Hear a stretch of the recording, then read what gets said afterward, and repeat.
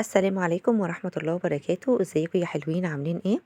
النهارده جايه لكم بفيديو حلو قوي قوي قوي هيعجبكم جدا من حاجه كده بترميها من وش اللبن. عملنا السمنه البلدي، طبعا عارفين اسعارها غليت ازاي، بقت نار. اسعارها في السوق بقت حاجه فظيعه.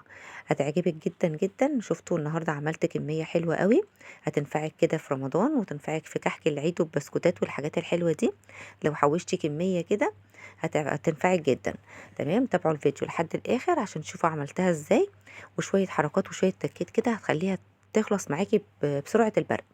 تمام. بصوا بقى الجمال والحلاوه ما شاء الله. لو اول مره تشوفوني، انا اسمي منى ودي قناتي. اشتركوا في القناه وفعلوا زر جرس التنبيه عشان يوصلكم اشعار بكل وصفه جديده بنزلها على القناه. شايفين بقى ما شاء الله حاجه كده تحفه من الجمال، هتعجبك جدا جدا وهتفرحي قوي لو عملتيها. يلا بينا نشوف المقادير وطريقه التحضير. يلا بينا نسمي الله ونصلي على الرسول عليه افضل الصلاه والسلام ونبدا بوصفتنا. كل علبه من دول، تمام، يعني بتشيل كده حوالي كيلو الا ربع من القشطه. تمام، يعني المجموع القشطه النهارده حوالي 3 كيلو الا، او 3 كيلو. تمام، من القشطه. اهم حاجه بتحفظي القشطه زي ما انتوا شايفين كده في علبه محكمه، عشان ما تاخدش بس من روايح الفريزر وروايح الاكل اللي انت بتبقي شايلاه في الفريزر. خلاص كده. تمام، بتبقى ريحتها حلوه وطعمها احلى. عشان لو القشطه بتاعتك مش متغطيه كويس جدا وفي علبه محكمه، بتبقى لقطه وطعمها مش حلو، وهتبقى برضو السمنه بتاعتك اللي هتطلعيها منها طعمها مش حلو. خلاص كده، فضيت القشطه كلها في بوله كده كبيره زي ما انتوا شايفين، وحطيت عليها نص معلقه من الملح، تمام، على حسب الكميه. تمام كده. معلومة برضو النهاردة عشان القشطة بتاعتك تخلص معاكي بسرعة وتخرص كده وتطلع المية بتاعتها، تمام، وتطلع الشرش بتاعها بسرعة، لازم القشطة تبقى متلجة. ولا هي متلجة قوي يعني محجرة، ولا هي سايبة قوي. تمام.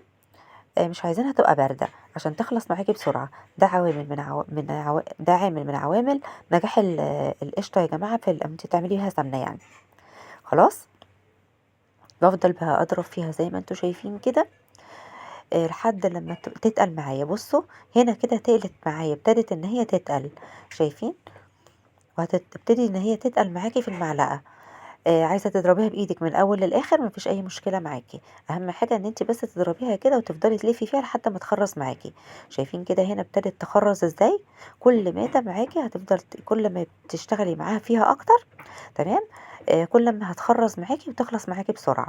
طيب نفترض ان القشطه بتاعتك سايحه وانتي ضربتيها والقشطه بتاعتك اصلا بارده، هنعمل ايه؟ هنجيب قوالب تلج وهنرميها فيها.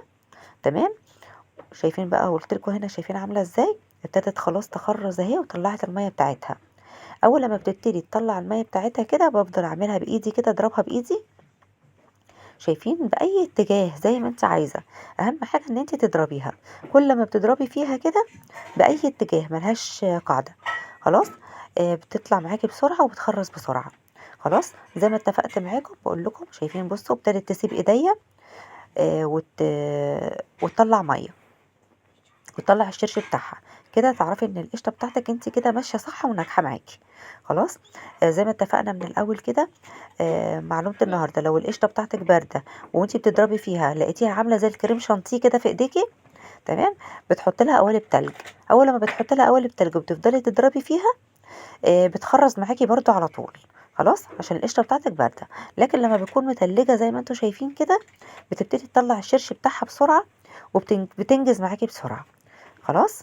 بصوا بقى هنا كده طلعت خلاص الشرش بتاعها. عشان كده حطيت ايدي وبقيت اشتغل فيها بايدي. تمام، عشان المعلقه برضو بتوجع الايد.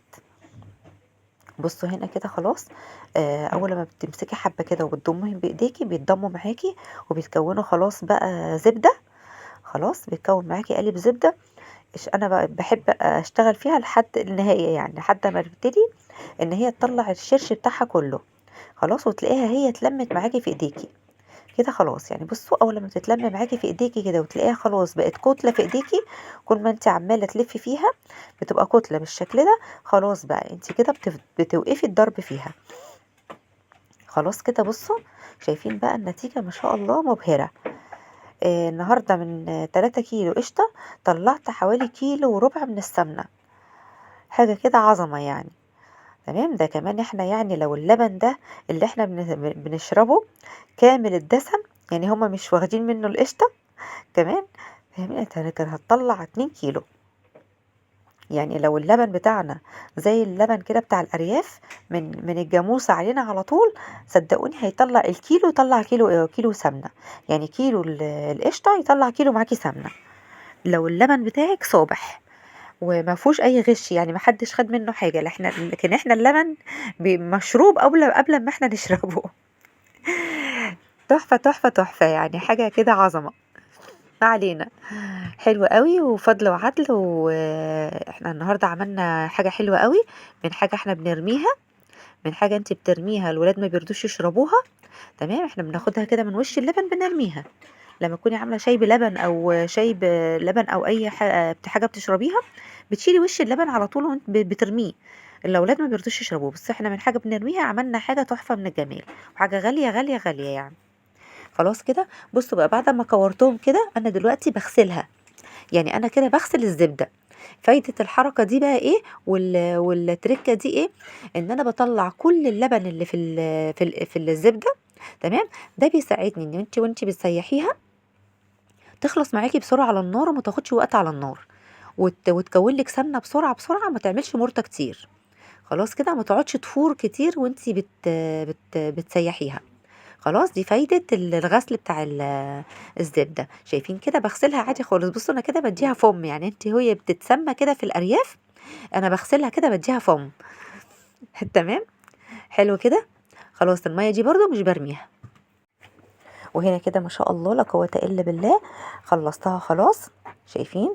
زي الجاهزة بالظبط ما شاء الله، مش فارقة اي حاجة. حطيتها على النار كده. تمام. عايزة تعلي النار عليها، عايزة تهدي النار عليها، مفيش اي مشكلة معاكي. اهم حاجة ايدك فيها ما تسيبهاش خالص. تمام. يعني تابعيها، دي ما تتسابش. خلاص، حاجة الحلوة القمر اللي احنا عملناها النهاردة دي بسم الله ما شاء الله لا قوة الا بالله، ما تتسابش ابدا من ايديكي. خلاص، لازم تتابعيها كده وتشوفيها وتعتني بيها لحد لما تنتهي خالص، وتحطيها في البرطمان كده. كده تطمني بقى وروحي زي ما انت عايزه تعملي اي حاجه عايزه تعمليها تانية اعمليها. تمام. بصوا بقى، ما حطيناها على النار هنا كده بتبتدي تغلي. شايفين السمنه الحلوه يا جماعه لما تحطيها على النار كده؟ شايفين؟ او لما بس شويه اللبن كده اللي على الوش دول تعمليهم بالمعلقه كده، تشيليهم بالمعلقه كده، بصي بتبان الزبده بتاعتك على طول. بص، في المرحله دي بقى انا مسرعه الفيديو. اول لما توصل الزبده بتاعتك للمرحله دي، تندمج كلها مع بعضها كده، ما تشيليش ايدك بقى من عليها خالص، وهدي النار عليها سيكه. خلاص، علشان ما تلزقش ما تلزقش في الحله. تمام. وتبتدي تشيط معاكي وتتحرق بسرعه. خلاص، بصوا بقى، شايفين ما شاء الله لا قوة الا بالله، حاجة كده جميلة جدا جدا جدا. ولو وصلتوا لحد هنا في الفيديو، انا اسمي منى ودي قناتي.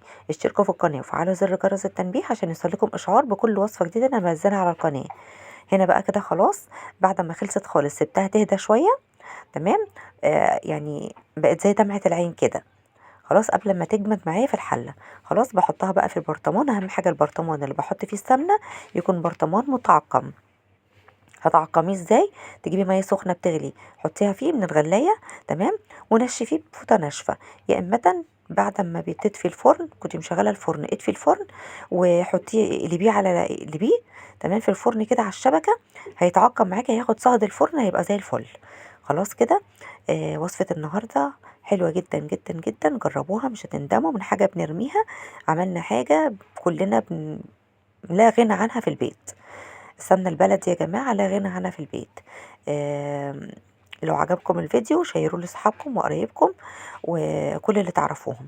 تمام، عشان الفايدة تعم على الجميع. شايفين بقى العظمة؟ والسلام عليكم بفيديو جديد ووصفة جديدة ان شاء الله.